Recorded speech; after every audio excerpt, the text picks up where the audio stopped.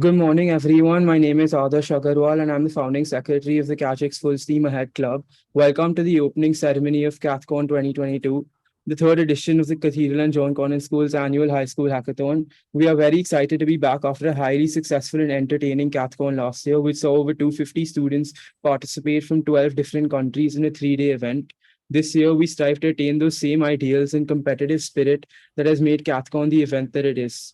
CATHCON continues to be an annual event organized by the FSA Club, created to allow students to take charge of their STEAM education outside the classroom. Members of this club lead their own initiatives and use our resources to make them a reality. FSA launched CATHCON in 2020, which has since become an international annual event. We have also focused on spreading STEAM through our YouTube channel, podcast, and monthly publication, where all content is created by the members of the club. We also participate in robotics competitions all around the country. You can learn more about our initiatives at cathedralfsa.com. I would like to invite Tanya, co-founder and secretary of the FSA Club, to give you a better overview of this year's competition. CATHCON is an online coding competition organized by the Cathedral and John Connon School's Full Steam Ahead Club. It was started in 2020 as a remote STEM-based competition adapting to the difficult times of the pandemic. CATHCON is an exclusively student-run initiative that strives to enhance coding and logical thinking skills among high school students.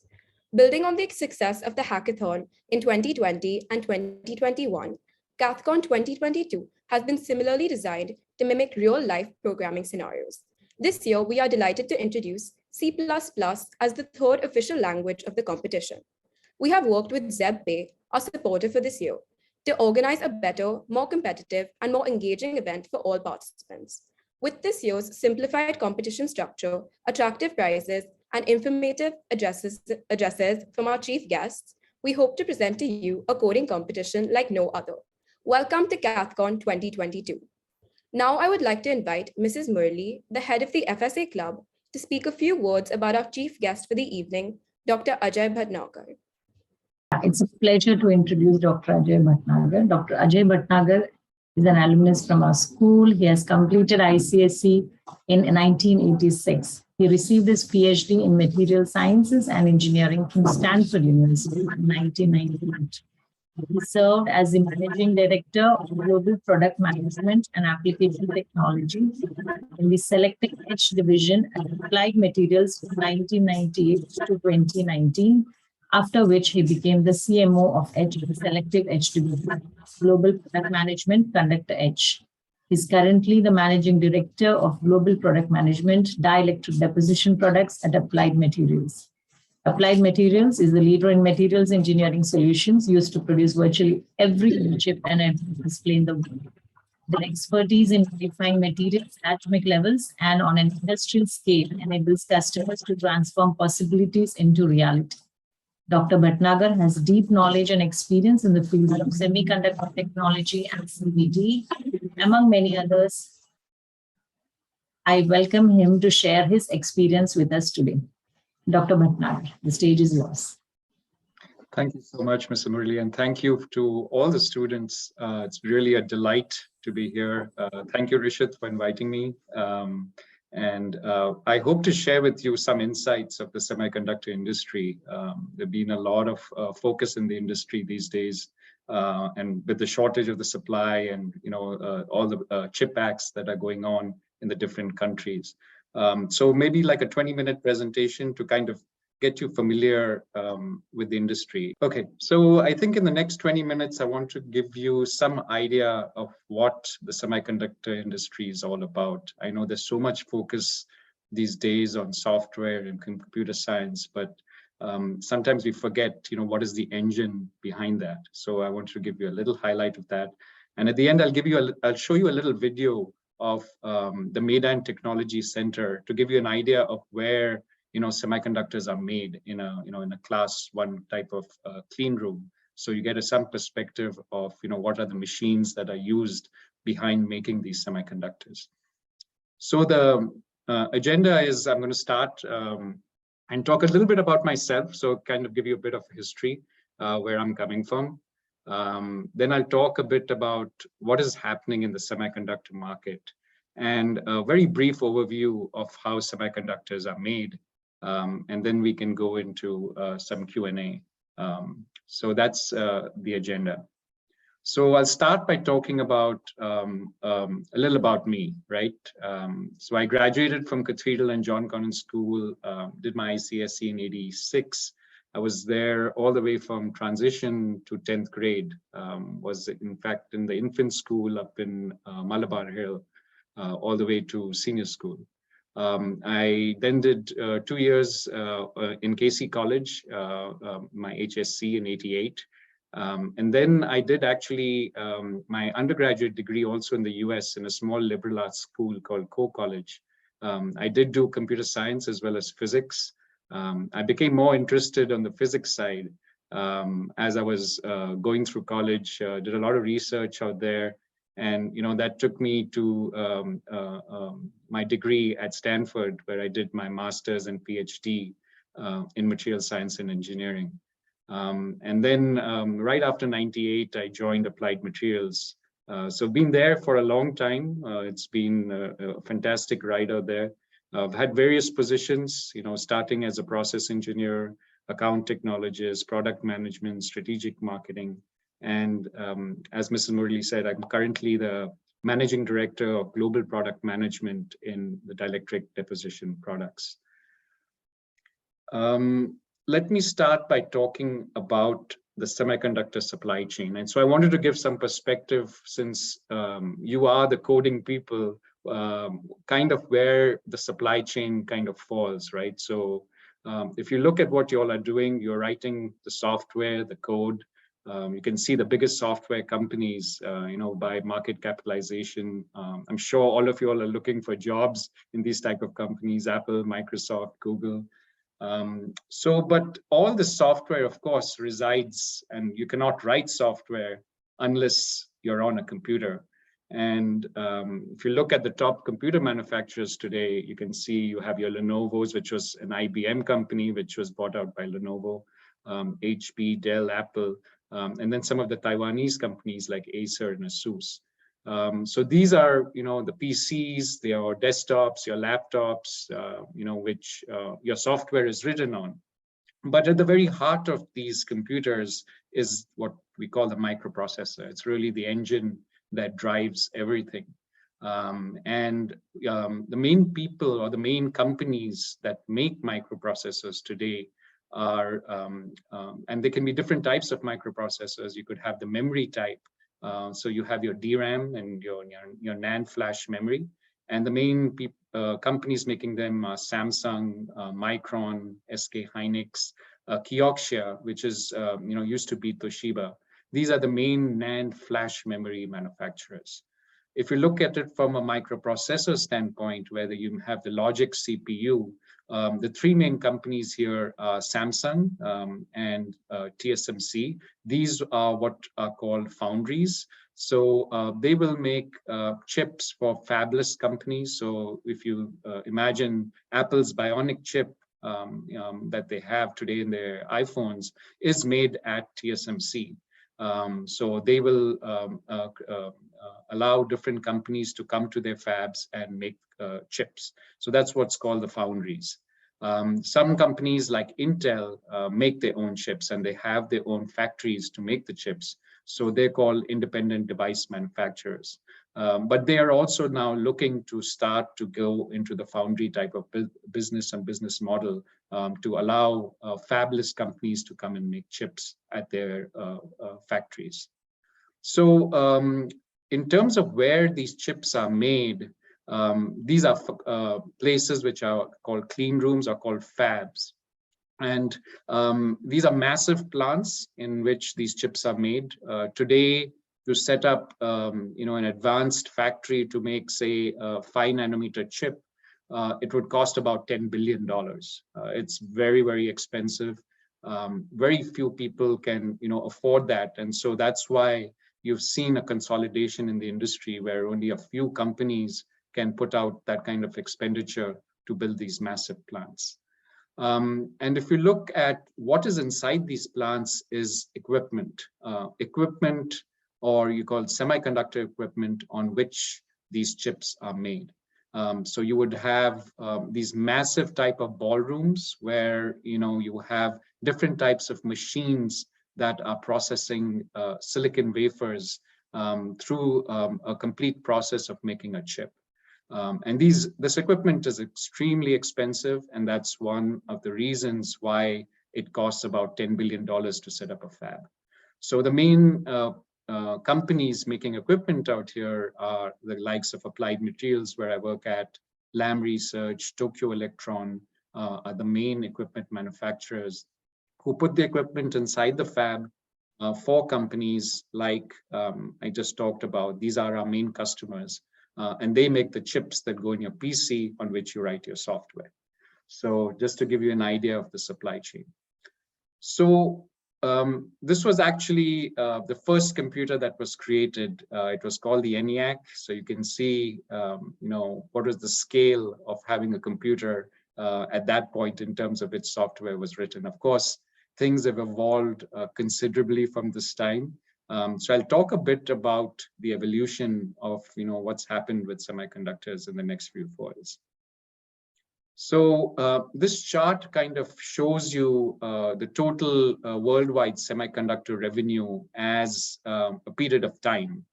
And you can see, I think in the 80s, I was in Cathedral, and the first kind of PCs were coming out. I think we were playing more Atari type of games on those, Space Invaders. That was what we were using for PCs.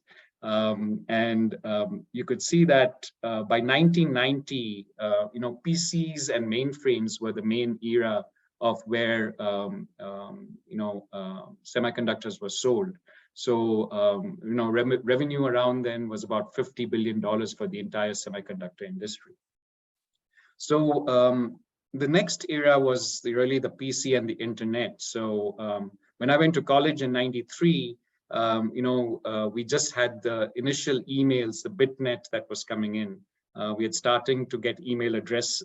We had always, used letters to write, and so that '93 was when emails started coming in, and it's kind of drove the entire PC and internet revolution. And so semiconductor revenue increased quite considerably here in the PC and internet era until we get to about 2002. And then, the first type of smartphones, the first BlackBerry was introduced in 2002. Semiconductor revenue was about 170 billion worldwide at that time.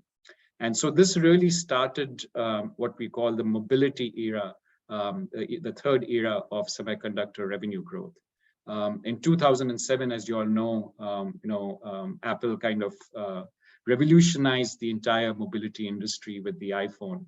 And semiconductor revenue was about 256 billion by then.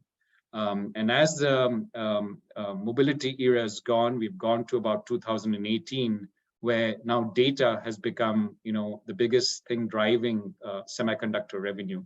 In 2018, machine-generated data kind of surpassed human-generated data. Semiconductor revenue was about 466 billion by that time. As we go into this last era, in fact, which you will be participating in as you get out from high school and into college, we call this the last era, the fourth era of IoT and AI. So it's the Internet of Things and artificial intelligence. And so this is where you'll see vast amounts of data being generated from end products, what we call far-end products generating data. And we're predicting by about 2025, there'll be about 180 zettabytes of data generated by these different Internet of Things type of appliances. So just to give you perspective, I think 1 zettabyte is 1 billion terabytes of data. So that's the amount of data that's going to be generated. So they're predicting by 2030, the semiconductor revenue is going to touch about $1 trillion. So considerable growth driven by technology. So where is this semiconductor growth coming from? So if you look at 2021 and you look at the 590 million of semiconductor revenue, and then you look at it in 2030, and then you see what are the major growth drivers between 21 and 30. And the CAGR is just a compound annual growth rate. And you can see the biggest growth that is occurring is, of course, occurring in computing and data storage, in wireless communication, in automotive electronics, and then industrial, consumer, and wired communications. So if we look at the first segment, computing and data storage, this is where you've seen revolutions happening in terms of the microprocessor, in terms of how Intel has scaled the technology all the way down from 90 nanometers. We are working in the realm of about 7, 4, and 3 nanometers right now. 4 nanometers is where traditional lithography fails, so they have to invest in this what is called extreme ultraviolet lithography. And machines for this, each machine costs about $150 million. So you can imagine the amount of money that is being spent to pattern these small features as you scale the transistors. And then going down from here, as you look into the nano area, we are talking about different types of transistor devices coming in. Intel introduced what was called the FinFET type of transistor architecture sometime in 22 nanometers. And now they're going to what is called the ribbon FET. Some people call this the gate-all-around transistor. So the transistor itself has evolved considerably in the device from a planar-based type of transistor with strained silicon to a FinFET type of transistor. I'll talk a bit more about this, to what is called the gate-all-around transistor. And going down into this particular angstrom era, they're also looking at, on the silicon wafer, starting to build from the back of the wafer some of the power devices that are going to control the architecture of the transistor. So that's one of the things that has really driven computing, is the transistor technology.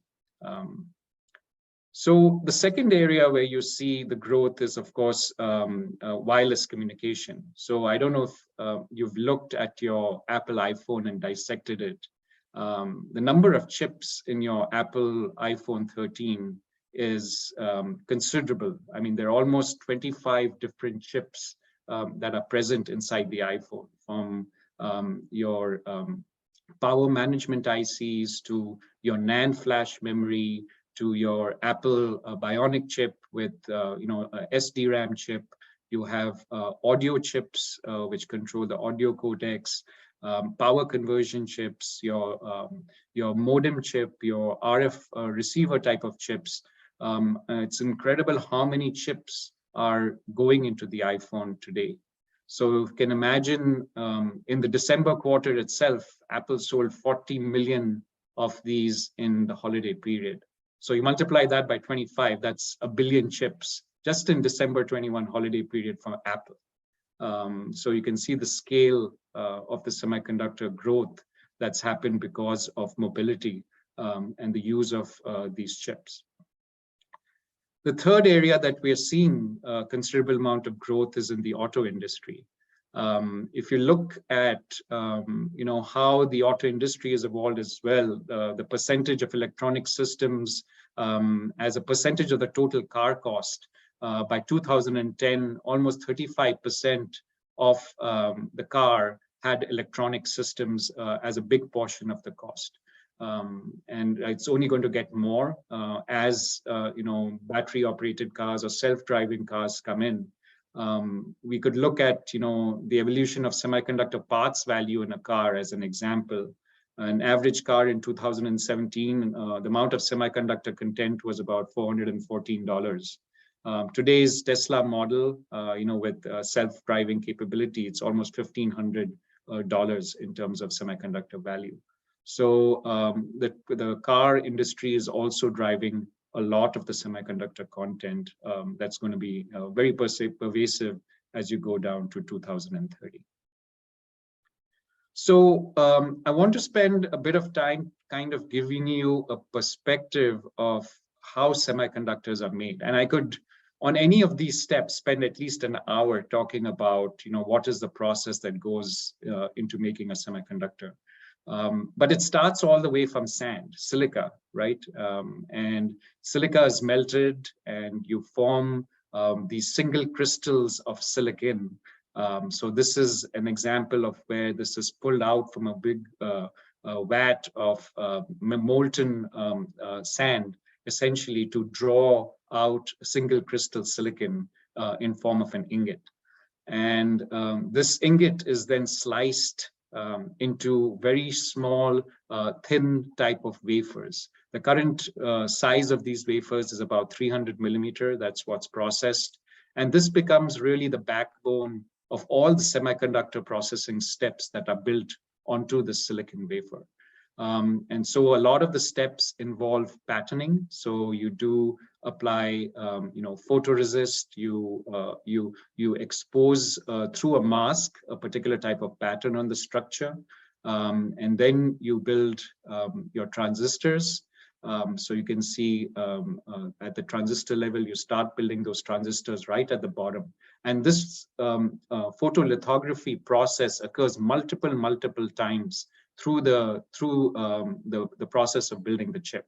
There's a lot of ion implantation to dope certain areas of the silicon to make certain areas like semiconductors.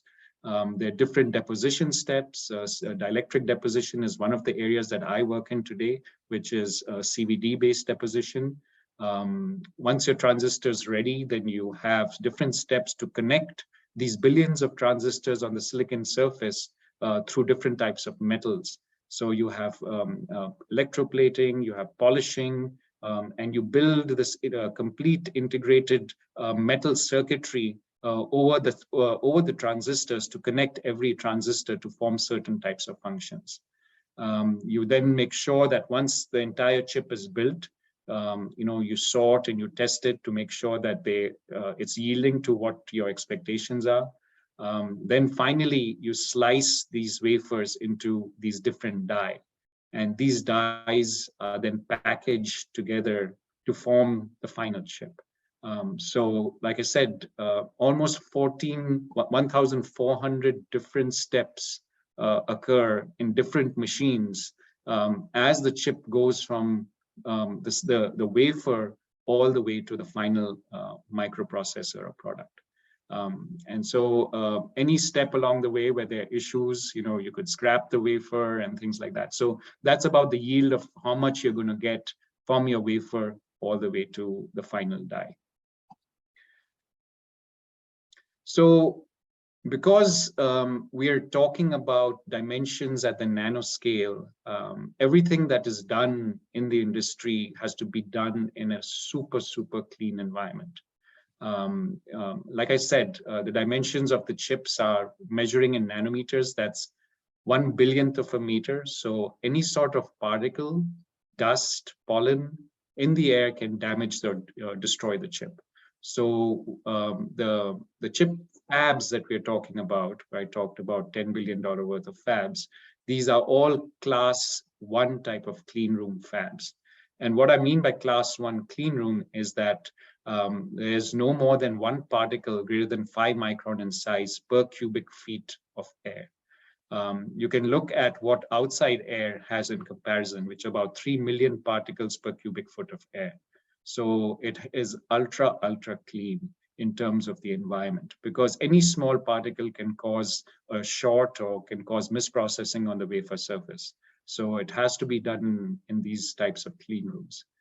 And again, in terms of when we work in this type of environment, most of the engineers and the people who work on in the fabs are gowned with all protective clothing, all the way with gloves.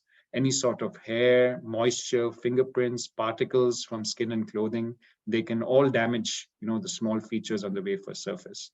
So it is kept ultra clean. And just to give you an example of what we're talking about in terms of size, like I said, a nanometer is 1 billionth of a meter. If a feature on a chip measures 10 nanometers, then that's about 8,000 of those features can fit across the width of a single human hair. So this is approximately diameter of a human hair, and you can imagine 8,000 features fitting on top of this human hair. That's the size we're talking about. And to give some comparisons, the diameter of a virus is about 100 nanometers. Diameter of a human gene cell is about 10 nanometers. So, I mean, Intel's next generation technology is talking about, 3 nanometers. So we are getting to that level where, we're getting to the atomic regime. Okay, so just a quick overview of what is the fundamental building block of the semiconductor device, and that is really a transistor. And if you look at the definition, it's an electronic device composed of layers of semiconductor material which regulates current or voltage flow.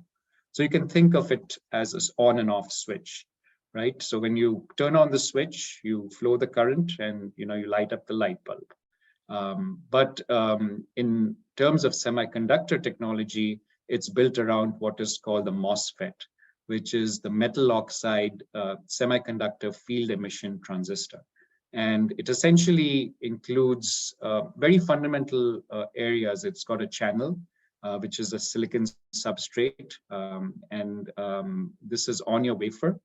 You have a source and you have a drain. And you have a gate, which consists of a dielectric. This is typically an oxide-based material, and this is a metal-based material. And so if you don't do anything, this is a passive device. But if you apply a small voltage to the gate electrode, then you can attract electrons between the source and drain and flow electrons so that you can actually make a device where the current is starting to flow between the source and drain with the application of that voltage. So there is your switch. You've turned it on by applying a small voltage. So you can see the first transistors that were made actually out of vacuum tubes. This is a single transistor by itself made out of vacuum tubes. So you can see the size of one transistor in the first type of transistors that were built. So I wanted to kind of quickly talk about Moore's law, and it was really the co-founder of Intel, Gordon Moore, who said this. And this was an observation he made in 1965. He had 5 data points, I think, and he said, "Hey, look, if I took the log of the number of components per integrated function and I plotted by year, I can almost draw a straight line," which essentially kind of boiled down to that the number of transistors on a chip doubles about every 2 years. And so it was an empirical observation. There was no science or law about it, but it kind of was taken to heart by the semiconductor industry, and it has kind of been the roadmap in terms of how the semiconductor industry has progressed for miniaturization for chip advancement. So if you look at the transistor count as a function of years and look at what he had predicted, it has followed amazingly pretty much the same type of model, where the number of transistor counts, and this is again in a log scale, has almost doubled every 2 years. And so you can see that we're talking about now almost 5 to 10 billion transistors in some of these microprocessors in a certain type of chip. So it has held over several decades now, but we are beginning to see some slowdown of this as these transistors reach their theoretical limits. You can think about, to increase the number of transistors, you got to basically make this smaller and smaller and smaller. And at some point, you get so close between the source and the drain that you start to get, quantum tunneling effects where the electrons will just, tunnel through between the source and the drain. And so you lose that effectiveness of having a switch when you put the gate voltage. And that's where, scaling kind of ends. So that's one of the things that I think a lot of the manufacturers of chips are seeing. And so they are working on ways to, reduce that thing that's coming in terms of fundamental limits of device scaling. So just a quick view of the transistor architecture in logic devices. And you can see, like I said, the traditional MOSFETs were a simple gate over your source over your source and drain. And again, you drove current by applying a small voltage. As you shrunk the typical gate structures, you went from polysilicon, SiON, to type of a high K type of metal gate, which are different types of materials in the gate. You were able to apply smaller and smaller voltages on the gate to drive the current from the source to the drain. So you can see here, like an older type of technology, a lot of higher voltages to drive that current. But as it became smaller and more sophisticated, you needed just a small amount of voltage to drive that current. Then Intel introduced what is called the FinFET, or the tri-gate. Essentially, now the silicon source drain is a fin, as you can see out here. And then the gate covers this fin in 3 different areas. And so now you can apply, because there's better coupling of the gate to the source drain, you can apply even a smaller amount of voltage to drive the source drain. And why is it important to drive this voltage down? Because power consumption in all these transistor devices is extremely essential. I mean, for your phone batteries, the microprocessors do consume a lot of that battery life. So smaller power, smaller voltages is what the industry is going towards. And then what is coming on the horizon is what is called the gate-all-around transistor. So going from a planar type of transistor to a fin, now the transistor is going to be like a nanowire. So it's a wire which is where the gate is completely wrapped around the silicon.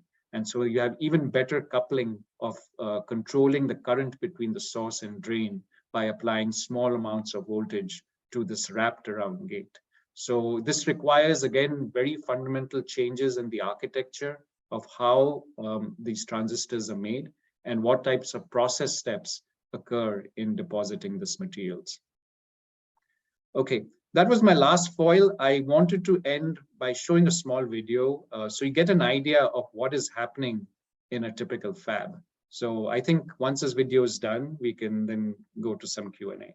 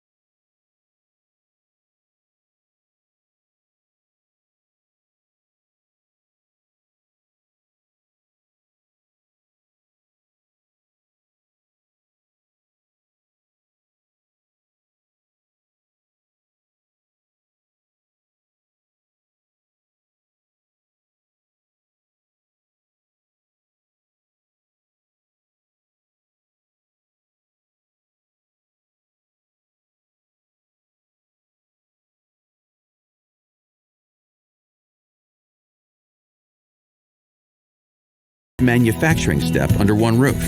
With 120 advanced process tools ranging from lithography to deposition and etch, as well as 80 metrology and inspection tools, the center provides customers with a unique capability to speed transitions to new technologies, shorten cycle times to production, and bring new products to market with reduced risk. The Maiden Technology Center stands alone in the semiconductor industry, empowering engineers to develop new processes and tools, push the boundaries of materials engineering even further, and make possible the breakthroughs that transform possibilities into reality and shape the future.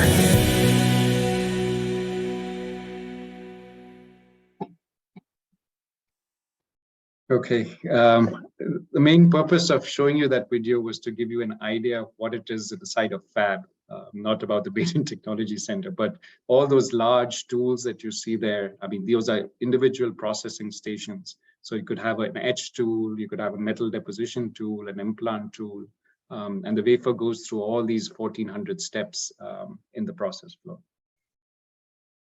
Okay. So yeah. I think that was it. So I'm ready to take any questions you have. Thank you so much for that insightful presentation. I would now like to open the floor to questions from the CATHCON Organizing Committee. Akash Shankar, Rishit Asar, Raya Paredi, and Shikhar Sehgal. Hi, so first of all, thank you for the informative presentation. So you showed us the timeline of the growth of the semiconductor industry with various external factors that contributed to this growth, like the introduction of the internet and the announcement of the first iPhone, right? So which external milestone would you say was the largest contributor to the growth of this industry? So I think the biggest contributor was probably after the computers was the mobile era right now. At least that's been what we've seen, an incredible amount of growth because of how the phone has replaced so many different aspects of other electronics, right? I mean, it's become a GPS, it's become, it's become your memory banks, it's become your phone, it's become your cameras. And so it's created just such an amount of electronic content in the device that it has created so much demand for advanced chips. And as well as like node over node growth in terms of technology, Apple has been relentless in terms of driving speed, in terms of battery power, and that's all driven new types of chips for the next generation of phones. So I would say right now, mobility is what has driven, but I think in the future, when the Internet of Things becomes more pervasive, where every device in every area is getting data, and that data needs to be stored and it has to be manipulated to get actionable insights, that will be an even bigger, inflection coming for the semiconductor industry. Right. Okay. Of course. Thank you. Hi. So you told us about the process of making chips, which is very interesting. And I know that your expertise and what's under your management is the dielectric deposition. So could you throw some more light on that? Yeah, sure. So the dielectric deposition is, again, when you make a chip, you will have conducting lines. Like I showed you at the back end, it's all copper, where you have these copper metal lines connecting the transistors. But so that the copper lines don't short each other, that is, one line doesn't talk to the other line, you have to fill in between these different metal lines an insulating type of material. And the best insulators to insulate between the metal lines are oxides, silicon oxide, silicon nitride, different types of doped oxides.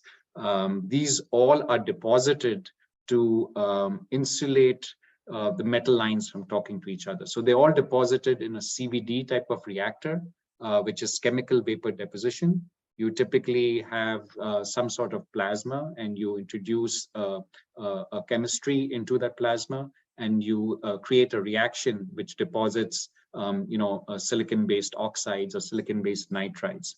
Some of these materials have to be filled inside structures, so you modify the processes and the pressures to have a gap fill type of dielectrics, or they could be blanket films.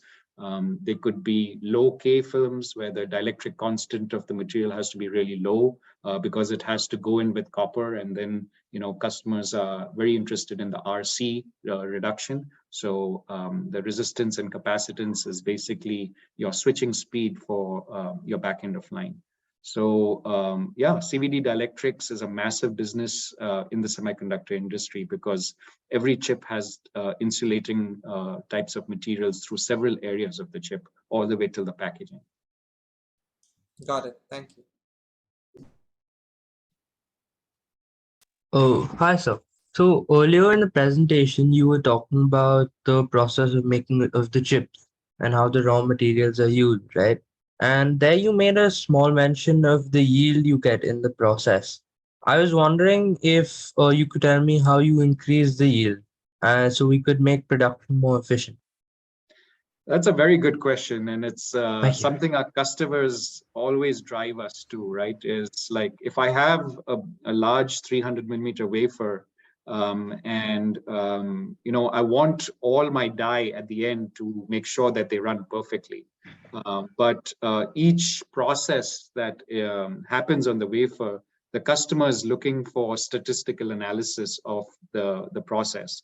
So as the wafer comes, say, to my CVD process, it goes out and is measured in terms of what is the thickness of the film that is deposited, what are the properties of that film that are deposited. So there's a whole bunch of tools in the fab which are called metrology tools, which are basically looking at how statistically significant is the process in the flow. Am I within the upper control limit or the lower control limit of the process? As long as the thickness is between those upper control limits and lower control limits, then we know the process is in spec for the final yield output. As soon as there is some deviation, say something happens on one particular tool where the power goes out to an RF generator which creates a plasma, suddenly you'll see a drop in the thickness, and you'll see it in your statistical chart that, hey, the thickness has dropped at this particular point. So the customer will go there and look at, okay, what happened? They'll do some troubleshooting to make sure that the process gets back in between those statistical limits. And that at the end of the day, when you have 1,400 processes, each one is contributing to some aspect of the yield of the final device. So they have, through the different processes, measurements that are done to see what, if it's going out of spec, it's not going out of spec, what corrections need to be made.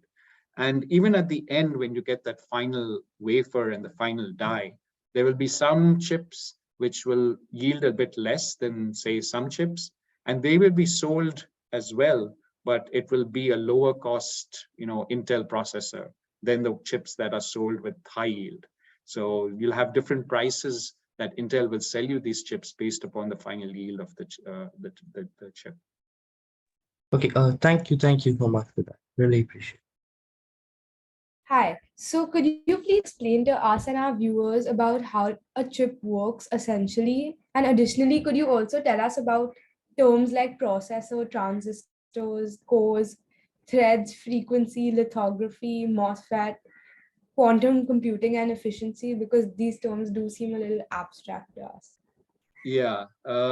So again, I think I'll start with, you said transistor, right? As the first one. So processor is basically your the central processing unit that is doing all the calculations and manipulations of the data. You have the CPU, which the main companies that make it is Intel and AMD. And then you have other chips, which are your memory chips. Those could be your NAND flash memory or your DRAM. And so the CPU talks to this and stores data in them. So that's your processor. The transistor I talked about is essentially a switch. It's your building block of the device. Allows it to be, on state or off state with that slight voltage.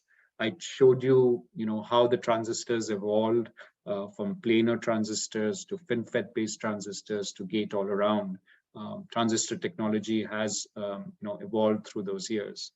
And then in terms of core, you can think, basically a CPU core is a CPU's main processor. But what has happened over the years is that you've managed to increase the frequency or clock frequency of these processors where they're running at really high gigahertz. You could have like your Intel i9 chip running at 5 gigahertz, but it produces a lot of heat, and so it's not very efficient. So a lot of times what the most recent chips are, they are multi-core, which means there'll be more than one core in the die. And so different instructions are run by different processors in the same die. And that helps in terms of overall speed, because you can do some parallel computing, and where every core is working on a particular type of data manipulation. And so that increases the speed compared to a single type of core processors. So those are the cores. A thread is basically, a unit of execution or concurrent programming. It's more on the programming side as opposed to the core. So a basic difference between, say a multi-processing versus say multi-threading is that, with multi-threading, you can create multiple threads of a single process to increase the computing power. And all these threads of a single processor are executed concurrently. In multi-processing, it's different from multi-threads because you basically are adding CPU power to increase your computing power. And all these processes then are executed concurrently. What was the other? Lithography, quantum computing. Oh, okay. So lithography, like I said, is the way you pattern the wafer. In semiconductor context, it's basically you're patterning these really fine features into the silicon. So it's a complete process where you use a material called a resist, which is very light sensitive.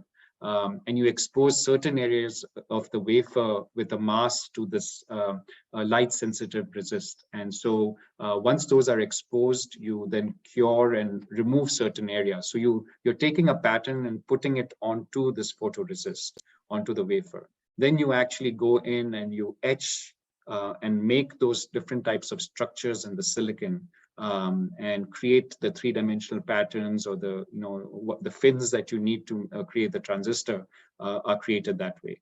And the lithography occurs through multiple different steps of the entire process. It's repeated over and over again based upon what type of structure you want to create, what type of metal line you want to create.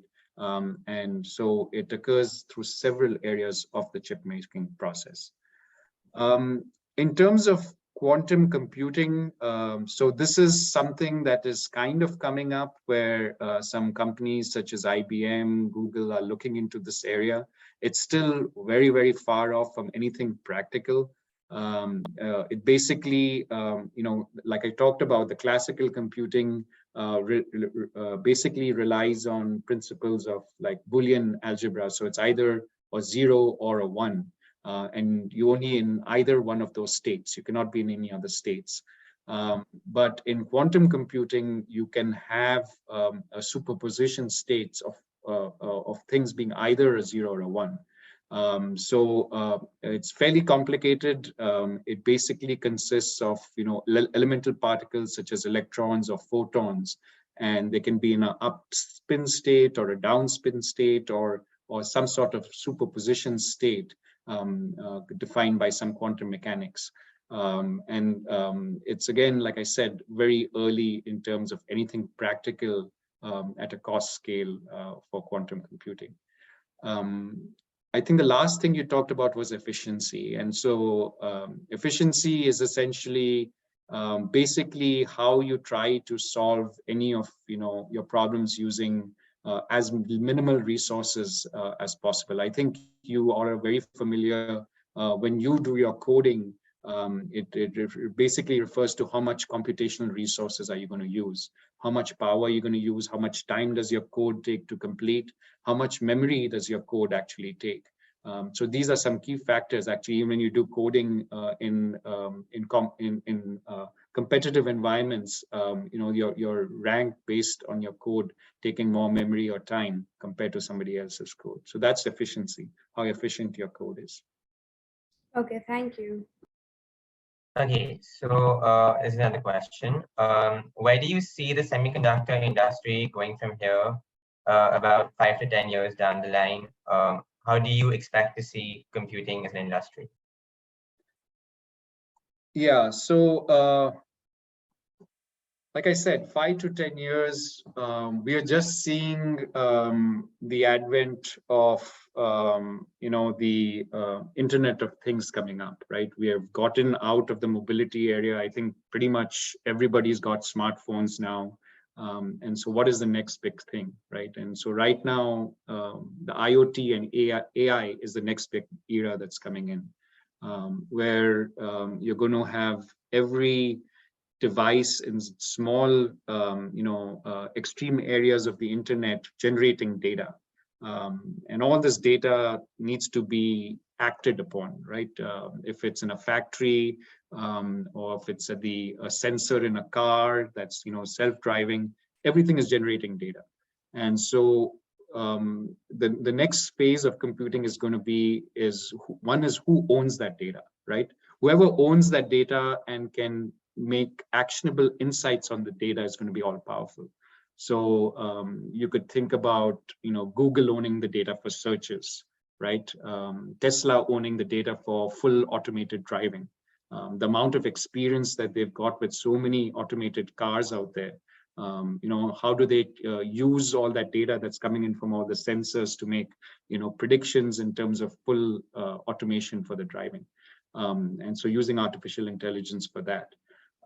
Amazon using data for how are you buying things, what is your pattern of buying things, and so targeting ads to you through artificial intelligence. So whoever really owns this data is going to be king. Apple owns all the data from the phones that are coming out. So there are few companies, I think, that will really own this data that's going to be built in the next 5 years. And the way they manage that data and create actionable insights on that data is what I see as the next big thing coming in the next 5 years. All right, thank you. So you said about Moore's law, right? And how we're reaching a point where the size of the transistors can't get any smaller because they're reaching their theoretical limits. So do you think there is any chance that they can go smaller with the adaptation of new technologies? And seeing with the fact that even last year, a 2 nanometer transistor was made at least and revealed, and it was making the headlines for breaking that 100 qubit barrier. Right.